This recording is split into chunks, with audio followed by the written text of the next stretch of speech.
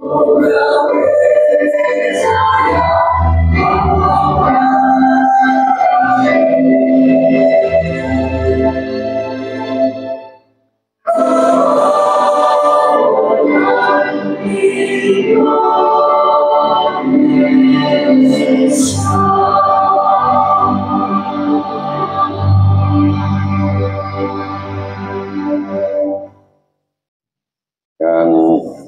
sangat hormati dan kami banggakan Bapak Wakil Menteri Agama Republik Indonesia, Bapak Dr. Kiai Haji Romo Muhammad Syafi'i, yang insya Allah selalu dirahmati Allah SWT. Kepala Bagian Tata Usaha Kanwil Kemenak Provinsi Jawa Timur, Pak Syaiful Hadi,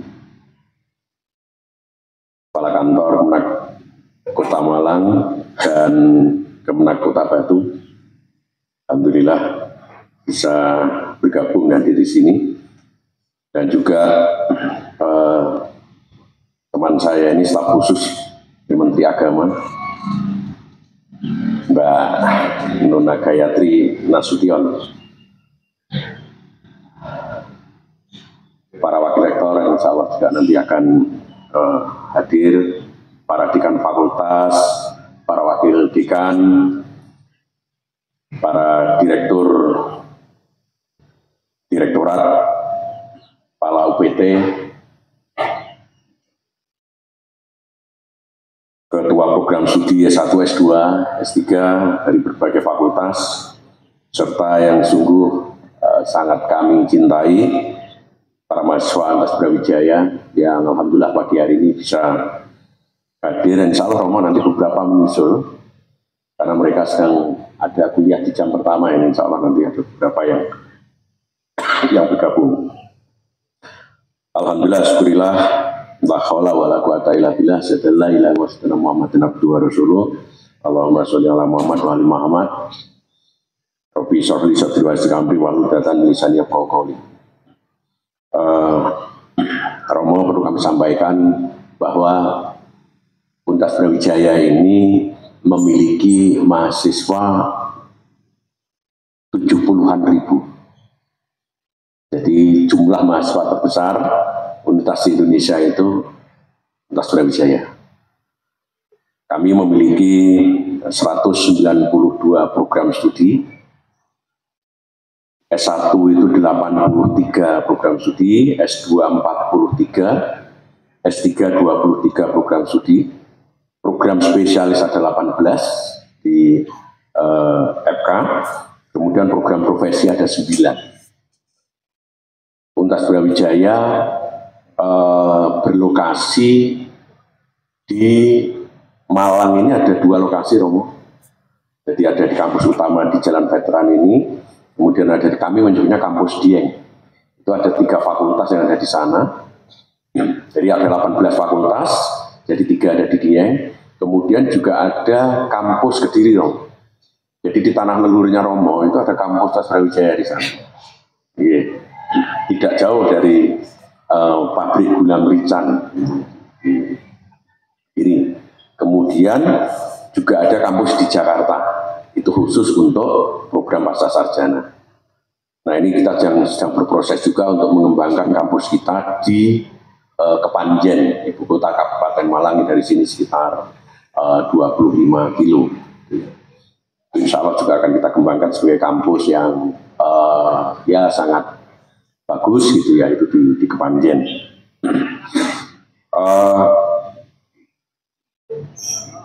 Juga perlu kami sampaikan ke Romo bahwa kegiatan keagamaan di Untas Brawijaya itu sungguh luar biasa, dan saya yakin Pak Kepala Kemenak Kabupaten Kota dan Batu ya, itu sangat memahami bagaimana di UB pembinaan keagamaannya gitu ya. Insya Allah banyak hal yang dilakukan UB, termasuk penyelenggaraan MTQ itu sudah dilaksanakan juga di UB, dan pembinaan melalui Masjid Raden Patah. Masjid Raden Patah termasuk masjid terbesar di kampus di Indonesia. Kebetulan saya juga pernah mengelolanya gitu ya. Baru bulan kemarin berganti kepengurusan gitu ya. Alhamdulillah saya sudah tidak menjadi ketua takmir lagi gitu. Ya, setelah hampir 9 tahun menjadi ketua takmir di Masjid Raden Patah. Banyak sekali kegiatan yang kita laksanakan di Masjid Raden Patah dan juga masjid-masjid di fakultas. Karena kehidupan keagamaan yang sangat kuat di kami, Romo gitu ya. Di beberapa fakultas juga ada masjid. Jadi Masjid Raden Patah itu Masjid Agung Universitas Brawijaya. Nah, baik mahasiswa S1, S2 banyak terlibat dalam kegiatan-kegiatan itu, termasuk pembinaan tahfidz.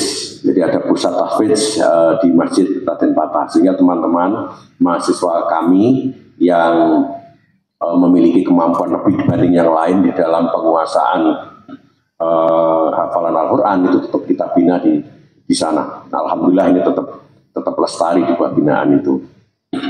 Kemudian yang lain tentu saja pembinaan kepribadian itu juga banyak dilakukan di situ. Selain di masjid-masjid, kegiatan-kegiatan pembinaan karakter juga dikelola oleh UPT pembinaan KM ya, pembinaan karakter mahasiswa. Ini juga dikembangkan dan juga berkolaborasi dengan pusat pembinaan keberagamaan yang kebetulan kepalanya Pak Dr. Husnul, yaitu Nur Fatoni beliau. Sehingga memang Nun Sewu Pak Kemenak ya, itu banyak yang mengatakan kampus UB itu lebih semarak kegiatan keagamaannya dibanding dengan UIN katanya begitu. Itu ada guyonan seperti itu gitu ya. Nah ini alhamdulillah dan mudah-mudahan nanti dengan dukungan dari Kementerian Agama juga kegiatan seperti ini bisa kita terus kembangkan. Kami juga menyampaikan Pak Romo ya,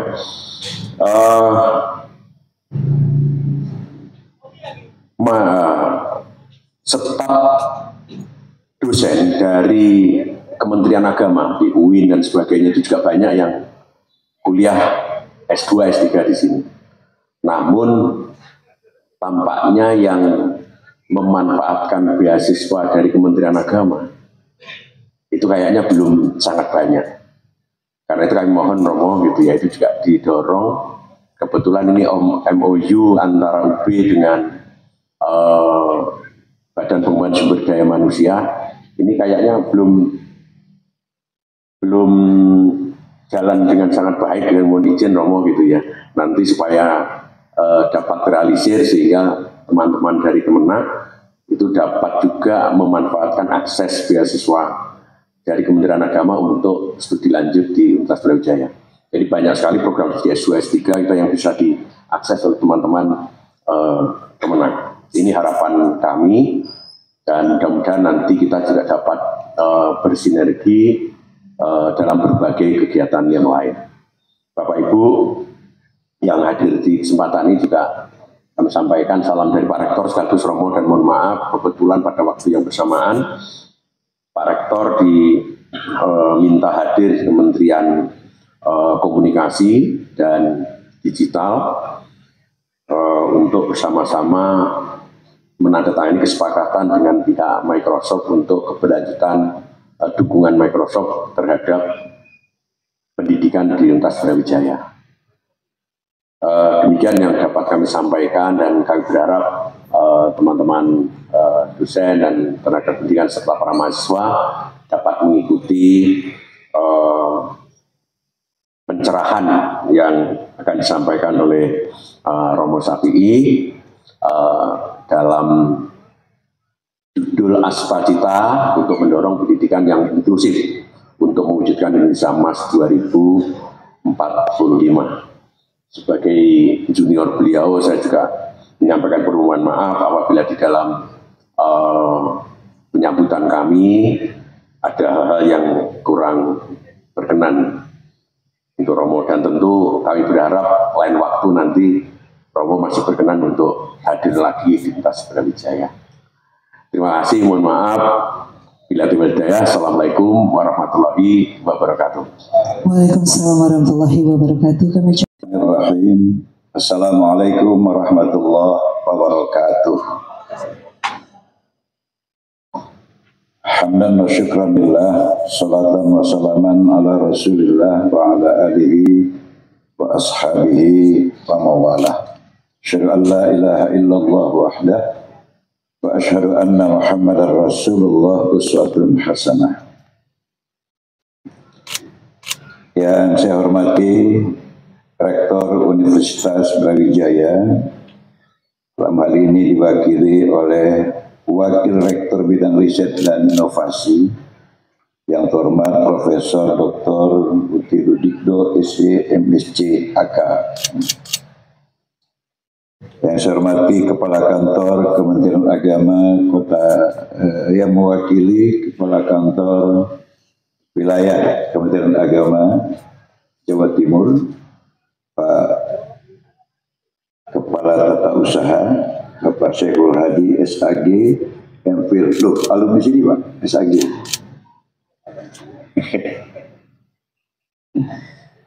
Kemudian staf khusus Menteri Agama Ibu Nona Gayatri Nasution SSI. Kemudian yang saya hormati Kepala Kantor Kemenak Kota Malang, Bapak Ahmad Samton SHI MAG. Satu lagi, Kepala Kantor Kementerian Agama Kota Batu. Yang saya hormati Ketua Senat Akademik Universitas Brawijaya, Profesor Dr. Insinyur Mufil Hanani ARMS. Oh itu ya. Kemudian para wakil rektor, sekretaris senat akademik, para dekan, wabil khusus yang saya banggai, seluruh mahasiswa yang hadir pada kesempatan ini. Berbangga hati bisa hadir pada acara kuliah umum sebagai salah satu upaya mendapat masukan dari eksternal yang hari ini menjadi tren di seluruh universitas di Indonesia. Dan saya pertama ingin apresiasi dulu Brawijaya yang berdiri pada tanggal 5 Januari 63 ya. Jadi sudah 62 tahun. Tadi memiliki mahasiswa terbesar se-Indonesia. Aplaus untuk Brawijaya. Dan saya mendapat informasi tahun 2024 Unibrau mendapat ranking di TS World University Ranking itu peringkat 12 tingkat nasional. Kemudian berada pada peringkat 208 untuk tingkat Asia, luar biasa. Enggak tepuk tangan ya. Dan peringkat 301 untuk tingkat dunia. Jadi dunia yang lebar ini, Unibrau ada di peringkat itu, selalu turun naik dari 301 ke 350, tapi masih diputar di sekitaran 300. Ini luar biasa. Saya ini ketua alumni Universitas Sumatera Utara, dan USU hari ini masih berjuang keras untuk mencapai peringkat 500, kan masih di peringkat 1000, ya, 1000 lebih Pak. USU itu, ini temannya beliau Pak Muryanto lagi berjuang untuk mendapat peringkat 500 di World Class University Ranking. Karena itu saya yang berasal dari universitas yang rankingnya jauh di bawah Unibrau tentu merasa bangga. Kalau saya ceramah di universitas yang di bawah USU, ya biasa-biasa saja. Ini karena di atas USU ya, dan mahasiswanya terbesar. Kayaknya bulan ini saya memasuki Jawa Timur 2 kali ke dunia pendidikan yang jumlah mahasiswanya atau santrinya terbesar. Kemarin saya di Lirboyo, ternyata santrinya itu terbesar di seluruh dunia. 42.000 santri Lirboyo.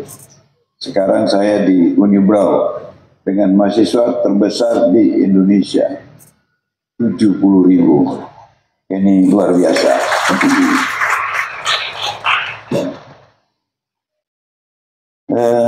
Bapak, Ibu, dan para mahasiswa yang saya hormati dan saya cintai, bahwa kalau cerita tentang inklusivisme, maka Allah sendiri memang mengajarkan itu. Misalnya Allah mengatakan, ya ayuhan nas, inna khalaqnakum min dzakari wa untha wa ja'alnakum syu'uban wa qabaila lita'arafu. Inna akramakum 'indallahi atqakum. Inklusif. Jadi nggak boleh menutup diri hanya karena gender, karena suku, karena kelompok, karena bangsa. Karena Allah tidak pernah memuliakan satu kelompok. Allah tidak memilih dia berasal dari bangsa apa. Yang mulia itu adalah yang paling takwa. Man amila sholihan min dzakarin aw untha wa huwa mu'min falanuhyiyannahu hayatan thayyibah. Selalu saja di internal Islam misalnya membanding-bandingkan antara nilai ubudiyah laki-laki dan perempuan. Allah katakan inklusivismenya sama saja. Mau laki-laki mau perempuan, asalkan dia beramal soleh, dia mendapat pahala yang sama. Dia mendapat peluang untuk bahagia dalam kehidupannya. Inklusif. Kalau karena perbedaan agama, misalnya, Allah hanya membatasi lakum dinukum waliyadin. Dalam bidang akidahnya, itu memang masing-masing. Tapi bila dilihat secara substantif, akidah ini pun sebenarnya sama. Karena kalau yang dikatakan Islam itu adalah yang meyakini Tuhannya adalah Allah dan ditaatinya, dan kemudian Rasulnya adalah Muhammad dan ditaatinya, sejatinya dia adalah orang yang Islam. Walaupun mungkin tidak lihat dari sisi kelembagaan satu agama, tapi dia berada pada substansi Muslim.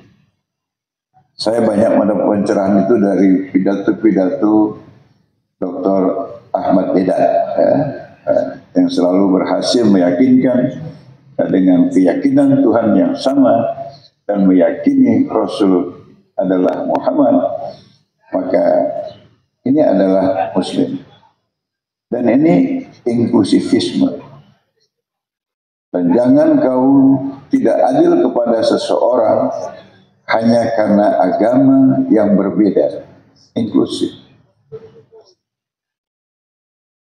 Kalau kita mau mengerucut ke Indonesia, sesungguhnya dari awal politik Indonesia itu inklusif, non-blok. Jadi dia tidak blok barat, tidak blok timur, tidak ngeblok kemana-mana. Dia memilih kemana harus condong dengan satu framing yang sama. Apa itu? Ikut melaksanakan ketertiban dunia berdasarkan perdamaian, kemerdekaan abadi, dan keadilan sosial. Karena itu kita bergerak untuk menghapuskan penjajahan di muka bumi karena tidak sesuai dengan pri kemanusiaan dan pri keadilan. itu inklusif, nggak ngeblok, tidak pada faham tertentu, tapi pada nilai sejati manusia, kemerdekaan, keadilan sosial, perdamaian abadi. Itu inklusif. Dan Pak Prabowo menerjemahkan Astacita itu dalam hubungan luar negeri dengan berbuat baik terhadap tetangga. Dia tidak pilih tetangga mana. Ketika dia begitu dilantik pergi ke Cina, orang meributi. Orang yang masih terpengaruh dengan cebong dan kampret langsung bilang, ini Prabowo nggak ada bedanya dengan Mulyono. Belum udah ke Cina.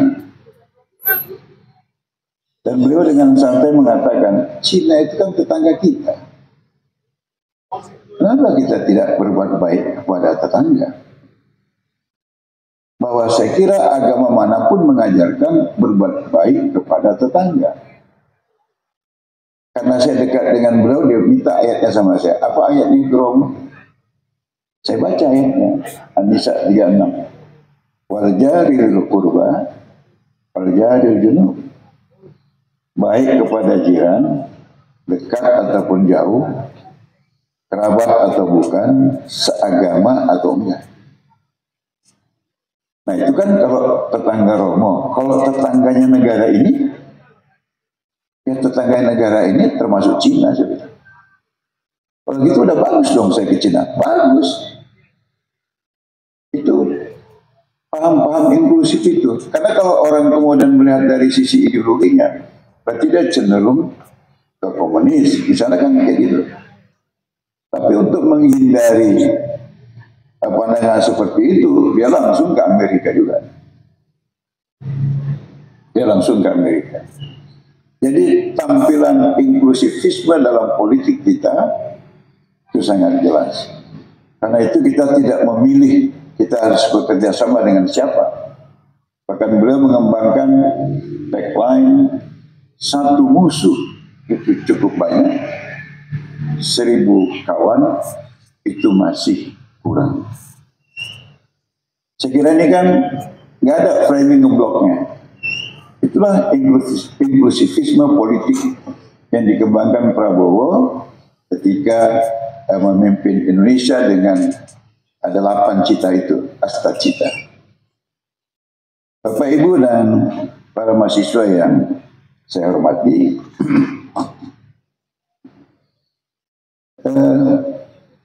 kemudian beliau membuat di Astacita pertama itu kan menghormati hak asasi manusia dan membangun demokrasi.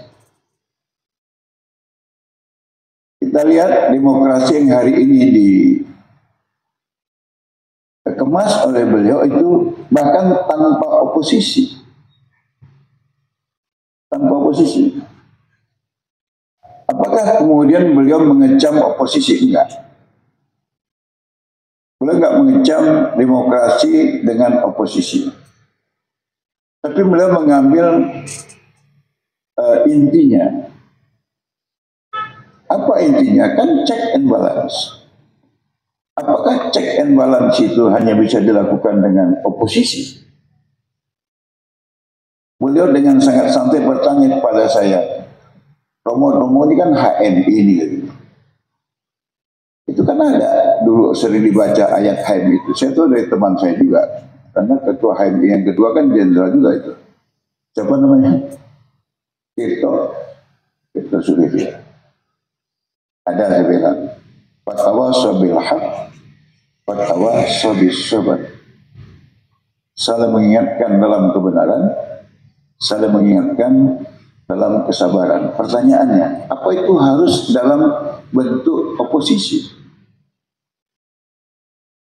Maka dia rangkul semua, Pak. Adik-adik mahasiswa, dia rangkul semua. Tidak ada oposisi.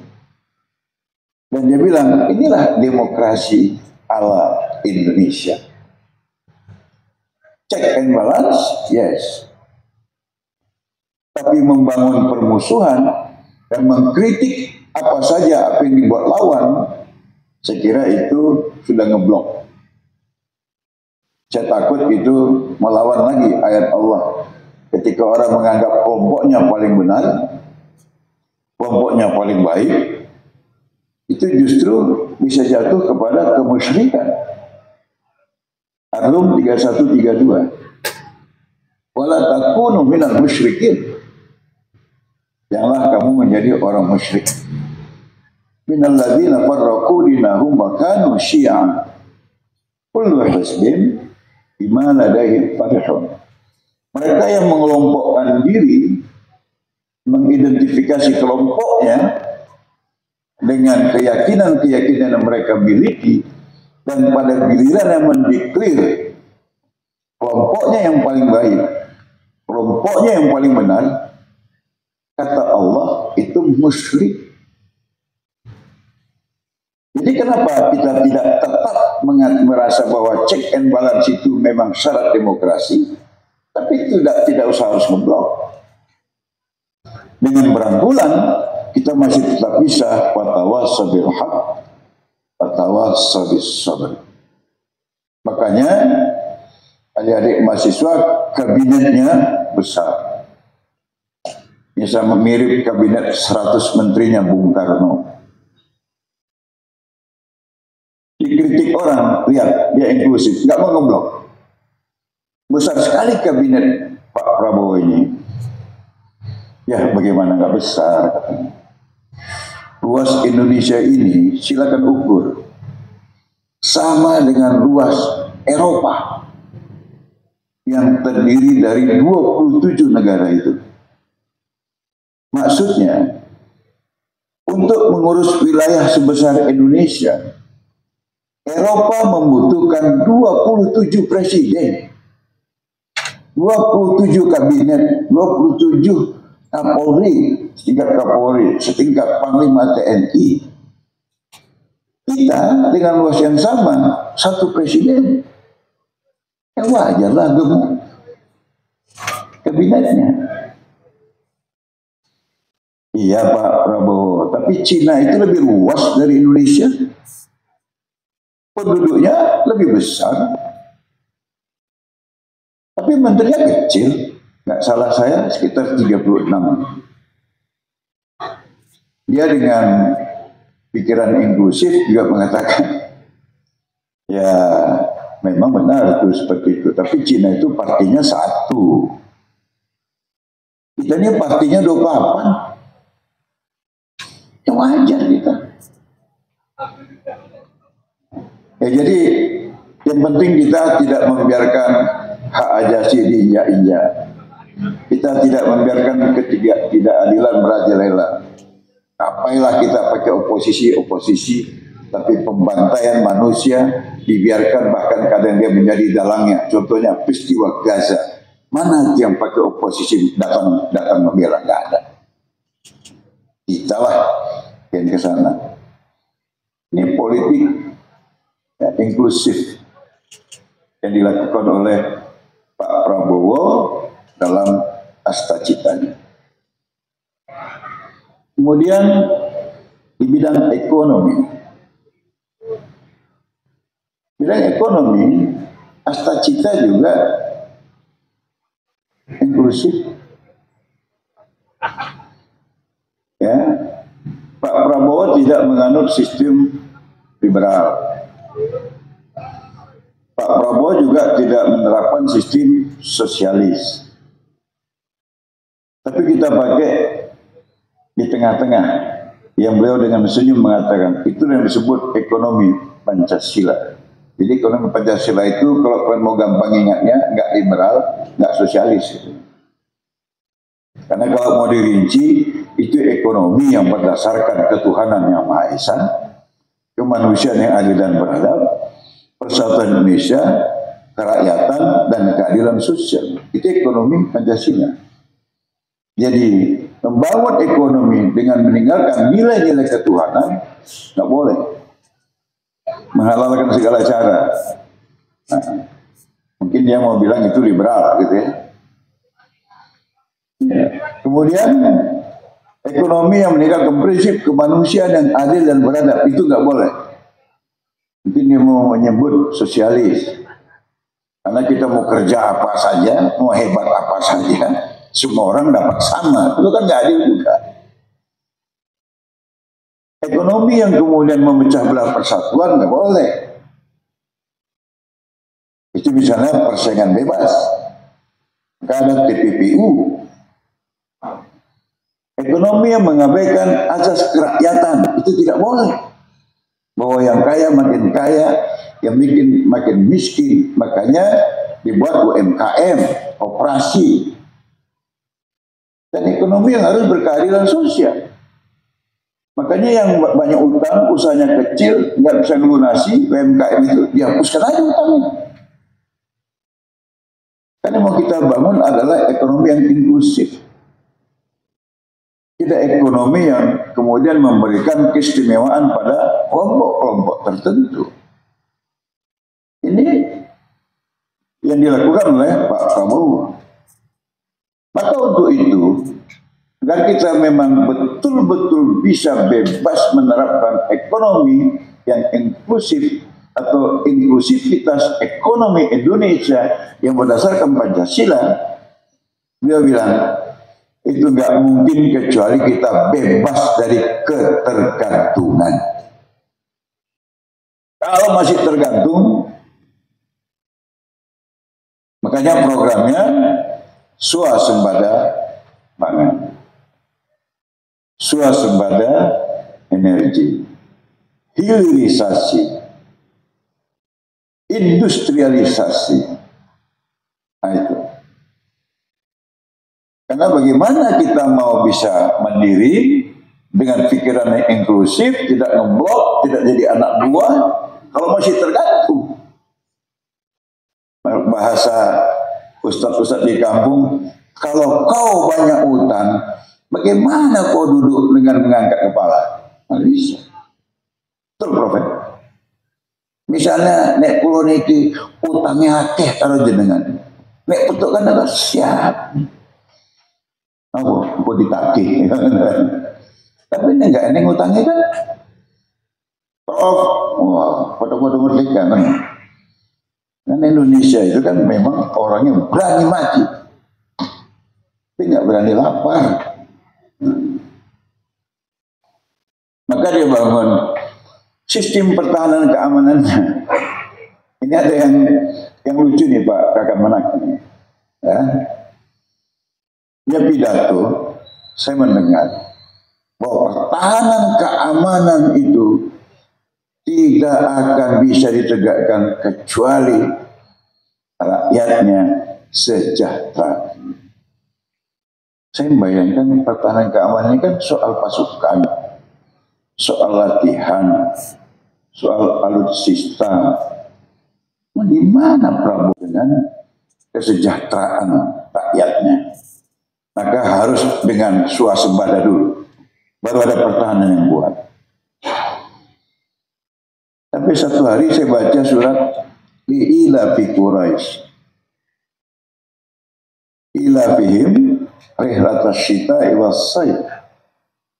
Ini orang Quraisy itu keluar siang malam, musim dingin, musim panas, kerja keras. Untuk apa? Falyabudu rabb hadzal bait. Untuk memastikan orang-orang yang dipimpinnya itu nyaman beribadah menurut keyakinan agamanya masing-masing. Terus sambungan ayatnya apa itu? Ini kan banyak kegiatan masjid tadi itu. Ambil falyabudu rabb hadzal bait alladzi at'amahum min ju'in wa amanahum min khauf. Untuk memastikan itu aman, maksudnya ketahanan yang kuat itu nggak lapar. Ya swasembada dulu. Kalau nggak swasembada, kita perang, negara pengekspor ke kita berhenti ngirim makanan, ya lemas juga kita. baru wa amanahum min khauf. Baru kita bebas membuat program untuk membuang jauh ketakutan atau membangun rasa aman. Benar kalau gitu. Inklusivisme yang dibangun Pak Prabowo membangun pertahanan keamanan yang kuat, pastikan makan, minum, sandang, pangan aman. Makanya dia membangun satu universitas di Universitas Kebangsaan Republik Indonesia itu adalah Universitas Politik Ekonomi. Ya, gabung antara politik dengan ekonomi. Karena ekonomi pasti kaitannya dengan politik. Dan politik pasti dengan ekonomi. Karena itu ngeblok soal pendidikan umum dengan pendidikan agama ini pun ini kan baru-baru ini aja. Dulu kalau penjajah nggak masuk ke Indonesia, mungkin Indonesia ini pendidikannya itu pesantren semua. Ya. Karena masuk penjajah, muncullah sekolah SMP, SMA. Dulu kan nggak ada. Sampai merdeka, bahkan yang mempertahankan kemerdekaan dari ujian kembalinya sekutu itu kan pesantren dengan resolusi jihad tanggal 22 Oktober tahun 1945 terkenal dengan pidato Bung Tomo itu kan. Ya. Jadi inklusif dalam memahami keilmuan itu memang sesuatu yang harus juga dirubah. Kalau Pak Habibie kan selalu bilang iptek sayap kanan, ilmu pengetahuan dan teknologi. Baru impak, iman dan takwa terus sayap kiri. Sebenarnya kita nggak bisa tinggal landas seperti itu. Itu kan inklusivisme. Karena kalau kita baca sejarah, ini misalnya saya kutip tentang Ibnu Sina.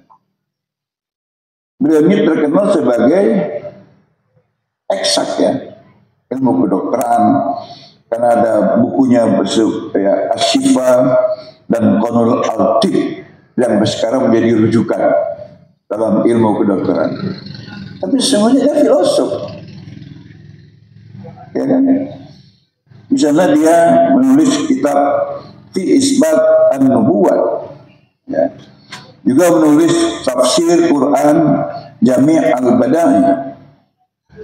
Beliau juga menulis tentang politik, Risalah As-Siyasah. Ini kan memahami ilmu itu yang tidak eksklusif. Jadi cuma ahli matematika saja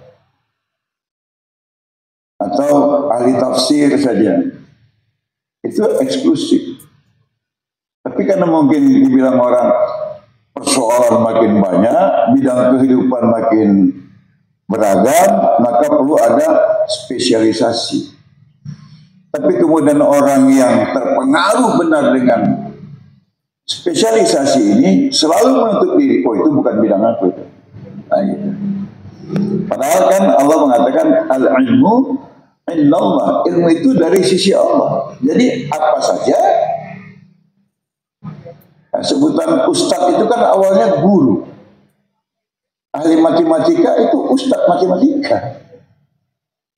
Ahli kimia, ustadz kimia.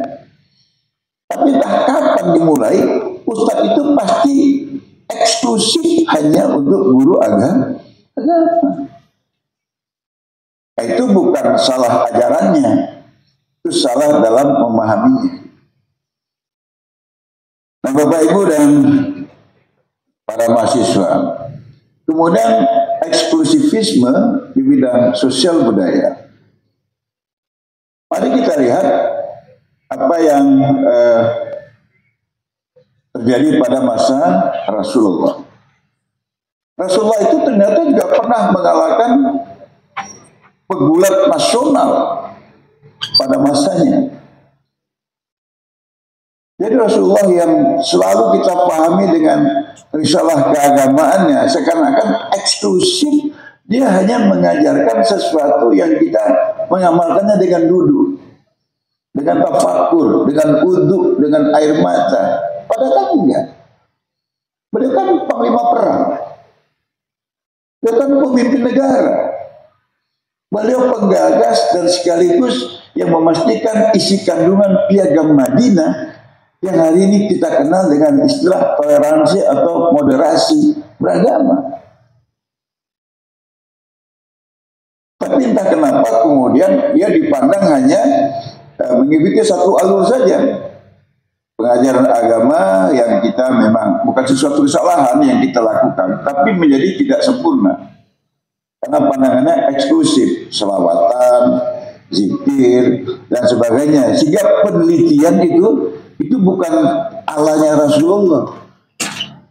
Sehingga menjadi ahli olahraga itu bukan ala Rasulullah. Menjadi TNI itu bukan alanya Rasulullah. Menjadi petani itu bukan alanya Rasulullah. Enggak, Rasulullah itu inklusif. Semuanya. Jadi ahli pertanian itu ya ustadz pertanian itu. Nah Bapak Ibu dan para mahasiswa, jadi harus difahami sebagai pendidikan yang bisa memiliki akses terhadap semua bidang. Jadi kalau dulu kan agak aneh aja gitu ya, tamatan kedokteran jadi wali kota gitu ya kan. Nah ini apa mau bedah ini gitu. Padahal mungkinnya memang belajar kedokteran, tapi dia memiliki pengetahuan politik. Ada juga yang kemudian politisi tapi jadi ustadz gitu. Itu ditertawai zaman sekarang. Ya udah kok kalau ustadz aja, yang politik. Kalau politik aja, jangan jadi ustadz. Ada pedagang jadi ustadz, dia ceramah di masjid, ceritanya dagang. Ustadz mau dagang atau mau ceramah agama? Kalau mau agama aja ustadz, jangan pakai dagang. Saya katakan cerita dagang itu bukan bagian dari agama. Nah, jadi inklusivitas dalam bidang pendidikan ini, dalam bidang sosial budaya ini memang harus dikembangkan lagi pemahamannya supaya tidak terjadi eksklusif mereka yang menguasai bidang-bidang ilmu tertentu. Kemudian bidang pertahanan dan keamanan. Indonesia di bawah pimpinan Pak Prabowo hari ini lagi-lagi mengembangkan inklusivisme. Bahwa undang-undang dasar kita pun sebenarnya sudah memberikan dasar-dasar itu. Bahwa pertahanan Indonesia menganut sistem pertahanan hankam rata. Pertahanan keamanan rakyat semesta. Yang kemudian pelan-pelan oleh Pak Prabowo dicicil dengan membangun komcap, komponen cadangan. Ini artinya seluruh anak bangsa punya hak pada saat yang sama punya kewajiban mempertahankan negara kesatuan Republik Indonesia. Ada contoh menarik ini di Universitas Ahmad Dahlan di Jogja. Sebenarnya beberapa mahasiswanya yang kreatif, Pak, merancang bikin bom. Ya serius ini. Merancang bikin bom, langsung diintip oleh Densus. Mau ditangkap. Ini eksklusivisme sistem pertahanan. Tapi Pak Prabowo inklusif. Begitu mau ditangkap, ya kan Menteri Pertahanan. Ada apa itu di sana? Mahasiswa Pak mau bikin bom. Oh ya, saya harus ke sana. Ya datang ke Universitas Ahmad Dahlan. Itu mahasiswa dipanggil. Kalau yang bisa Pak. Jadi kalau bikin bom gini berapa perlu? Segini. Ya panggil stafnya. Kau bantu nih anak bikin bom, nih saya sumbang 100 miliar nggak berat, saya nggak salah. Itu inklusif. Baru kemudian tapi setelah saya ingat tanggalnya, sebulan lebih setelah itu, saya diminta dengan beberapa pimpinan partai pergi ke Cina. Di Cina saya dapat informasi. Di sana memang pembangunan ekonomi, pertahanan keamanannya betul-betul inklusif. Jadi kalau misalnya di Malang ini ada sebuah pabrik punya pemerintah, misalnya memproduk apa? Memproduk televisi atau komputer. Resmi, perizinannya segala macamnya. Tiba-tiba dapat info di Lawang ada kelompok masyarakat melakukan hal yang sama tanpa izin. Nggak legal gitu. Ditangkap? Enggak. Kepala dinas perindustriannya, kepala dinas perdagangannya pergi ke sana. Oh, kan bisa begini, bisa. Ternyata yang dibikin oleh mereka yang ada di Lawang itu lebih bagus ketimbang yang dikelola oleh pemerintah. Mereka lapor ke presidennya, presiden kirim menterinya untuk kerja di Lawang, mengembangkan apa yang dibuat oleh penduduk itu. Saya kira pemahaman inklusif Pak Prabowo itu memang sudah dia praktekkan. Jadi kalau adik-adik melihat pertumbuhan ekonomi Cina simsalabim, karena mereka sudah menganut sistem inklusivisme dalam pembangunan ekonomi.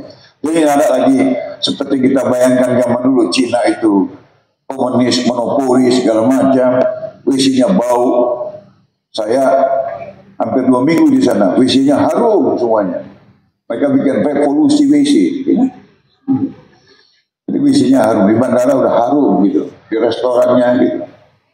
Dan bagi yang beragama Islam nggak usah takut, karena di sana sudah inklusif. Jadi mereka komunis yang inklusif. Karena itu kita nggak payah cari masjid di Cina, nggak payah cari restoran Muslim yang halal di Cina. Bahkan kita akan ketemu dengan anak-anak Cina yang hafal Quran dan pandai berbahasa Arab dan Inggris. Kalah anak-anak Malang yang nggak kuliah di Unibrau, maksudnya gitu ya. Harus ada terakhirnya gitu ya. Nah, Bapak Ibu sekalian, jadi apa yang saya sampaikan ini adalah sekilas gambaran betapa sistem inklusif ini memang harus menjadi standar bagi kita dalam semua bidang kehidupan.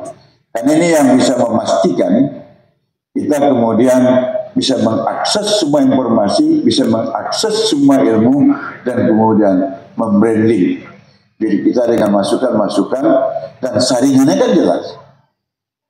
Saringannya adalah kalau dalam kehidupan berbangsa dan bernegara itu Pancasila.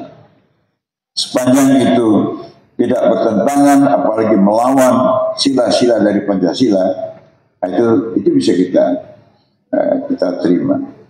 Dan bagi yang memiliki keyakinan keagamaan yang dalam praktek pasti tidak akan pernah bertentangan dengan Pancasila itu juga menjadi perisai atau juga filter dalam mengembangkan inklusivisme yang harus kita menjadikan guidance dalam memajukan diri kita menyambut Indonesia Emas tahun 5. Saya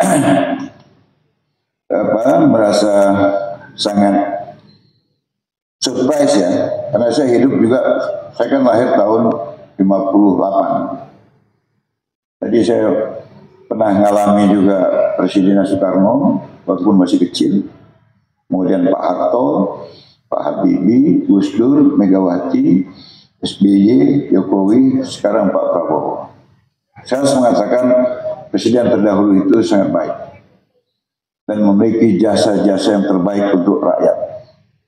Tapi saya benar-benar surprise dengan apa yang dilakukan oleh Pak Prabowo, wabil khusus di bidang pendidikan. Ya, saya kasih contoh, dulu Kemendikbud itu cuma satu menteri, Prof. Ya? Menterinya pun enggak Prof. Makanya nggak mau dipanggil Pak Menteri, tapi Mas Menteri. Sekarang itu dikembangkan Pak Prabowo. Jadi 3 kementerian. Dikbud Ristek, menterinya 1 profesor, 2 wakil menterinya 2 profesor. Kemudian Mendikdasmin, menterinya profesor, 2 wakilnya 1 profesor, 1 doktor. Satu lagi Menteri Kebudayaan, profesor di bidangnya Fadlizon dan Giring Ganesha. Dahsyat. Kemudian tentang infrastrukturnya, kemarin dia pidato kan di Jawa Timur tentang efisiensi, bahwa kita memotong itu untuk dikembalikan kepada rakyat. Antara lain saya ingin membangun 330.000 sekolah yang tersebar di Indonesia. Itu lagi-lagi kan soal pendidikan. Kemudian gurunya, dia naikkan kesejahteraannya. Viral itu pidato beliau dengan air mata ketika menaikkan honor guru, tapi dia yakin itu masih belum mencukupi. Lalu muridnya dia memberi 1000 hari pertama itu makanan bergizi gratis. Sejak kapan? Sejak ibu hamil. Kemudian menyusui. Karena ini kan periode otak ya, sampai dia di bawah 5 tahun. Kemudian sampai dia sekolah periode fisik. Jadi dia tidak ingin ada anak Indonesia otaknya cerdas, fisiknya lemah. Atau otaknya lemah, fisiknya kuat. Yang lebih parah, dua-duanya lemah. Karena menyambut bonus demografi 2030, kita membutuhkan anak-anak muda yang hari ini masih sekolah itu menjadi generasi yang cerdas dan berfisik kuat. Dan pada saat yang sama, ini juga akan membuat multiplier efek ekonomi. Karena semua masukan yang akan dinikmati itu bahannya berasal dari daerah di mana dapur itu didirikan. Nah, ini kan sebuah pikiran-pikiran yang luar biasa Pak Prabowo terkait dengan pendidikan. Karena cerita soal pendidikan dia lupa nyinggung siapa. Kalau cerita yang lain tadi kan, kenapa gemuk Pak? Ya karena kita spesies Eropa lebih kecil daripada Cina, ya karena dia satu partai, kita 28 partai. Tapi waktu cerita pendidikan dia singgung orang lain. Untuk apa kita bangun jalan tol kalau rakyatnya bodoh? Baru ini dia nyinggung orang lain dalam hati saya. Karena kan kita tahu yang bangun jalan tol siapa gitu. Artinya apa? Kalau udah cerita pendidikan, fokus sehingga macam melupakan yang lain-lain. Karena tidak ada kata kunci untuk kebangunan satu bangsa, bahwa rakyatnya itu memiliki gizi, tumbuh dengan sempurna, kemudian memiliki pemahaman keagamaan yang baik, dan juga cerdas. Jadi omong kosong cerita Indonesia emas dengan anak-anak yang kurang gizi, dengan anak-anak yang tidak memiliki adab keagamaan yang baik, omong kosong. Beliau inginkan itu berjalan dengan sangat sempurna. Ini mungkin ya beberapa hal yang bisa saya sampaikan dalam pertemuan hari ini. Mudah-mudahan walaupun sekilas memberikan masukan atau merangsang pemikiran-pemikiran yang lebih konstruktif dalam membangun pendidikan di Indonesia yang lebih inklusif. Jadi saya ini nggak pernah sekolah agama. SD, SMP, SMA, Fakultas Hukum. Khusus jurusan Administrasi Negara. S2 saya sudah jurusan Hukum Islam. Tesis saya tentang wakaf. Saya sudah riset bahkan sampai ke Mesir. S3 saya tafsir Quran. PTIK. Dari tafsir Quran, saya pahami hukum. Dari tafsir Quran, saya pahami wakaf. Begitu baca tentang wakaf, saya pahami hukum. Dan sekarang saya sudah punya rencana-rencana bagaimana mengelola wakaf ke depan. Mungkin di periode akan datang saya akan minta Presiden membuat juga Menteri Wakaf. Ya, karena saya sudah lihat potensi wakaf yang sangat luar biasa. Untuk apa? Untuk pembangunan Indonesia. Ya, untuk pembangunan Indonesia. Jadi ya bukan saya ingin mengatakan berarti yang linear satu bidang tertentu itu keliru, enggak. Jangan menutup diri. Yang seakan-akan karena kita di bidang tertentu kemudian itu bukan bidang aku. Itu urusan kau. Itu tidak inklusif menurut saya.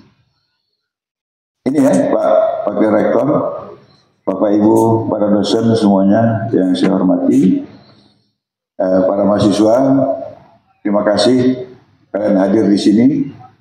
Adalah sebuah kebahagiaan kita bisa kuliah, agar kita bisa merasakan betapa pentingnya kita duduk sebagai mahasiswa dan besarnya tanggung jawab yang sebenarnya terpikul di pundak kita sebagai mahasiswa. Lihatlah orang sebaya kita, banyak yang nggak bisa menikmati apa yang kalian nikmati. Lalu kalau kemudian kalian tamat biasa-biasa saja, tidak bisa memberikan sesuatu yang terbaik untuk mereka, sebenarnya kita gagal menjadi utusan mereka sebagai mahasiswa, karena kita adalah elitnya para pemuda.